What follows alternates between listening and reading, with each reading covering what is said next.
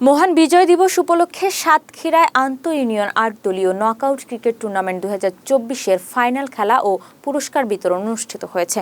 রোববার বিকেল ৪টায় সাতক্ষীরা সদরের বাবুলিয়া হাই স্কুল ফুটবল মাঠে এই আয়োজন সম্পন্ন হয়। বাংলাদেশ জামায়াতে ইসলামী সাতক্ষীরা সদর উপজেলার ১০ নং আগরদাড়ি ইউনিয়ন যুব বিভাগের আয়োজনে অনুষ্ঠিত ফাইনালে ৯ নং ওয়ার্ড বালিয়াডাঙ্গা বাবুলিয়া বনাম ৪ নং ওয়ার্ড চুপ্রিয়া প্রতিদ্বন্দ্বিতা করে। আগরদাড়ি ইউনিয়ন যুব জামায়াতের সভাপতি মাওলানা নুরুল আমিনের সভাপতিত্বে এতে প্রধান অতিথি হিসেবে উপস্থিত থেকে পুরস্কার তুলে দেন বাংলাদেশ জামায়াতে ইসলামী সাতক্ষীরা জেলা শাখার সহকারী সেক্রেটারি ও জেলা যুব জামায়াতের সভাপতি প্রভাষক ওমর ফারুক।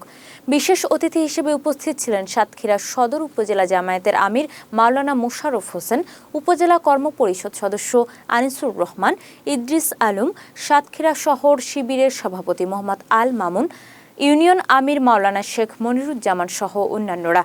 আগরদাড়ি ইউনিয়ন জামায়াতের যুব বিভাগের ক্রীড়া সম্পাদক মোস্তাফিজুর রহমান বাপ্পির মাঠ পরিচালনায় ফাইনাল খেলায় চুপ্রিয়া ৪ নং ওয়ার্ডকে হারিয়ে বালিয়াডাঙ্গা বাবুলিয়া ৯ নং ওয়ার্ড চ্যাম্পিয়ন হয়।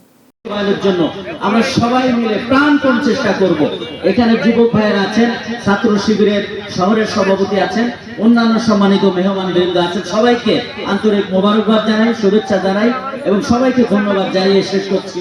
আসসালামু আলাইকুম ওয়া রাহমাতুল্লাহ।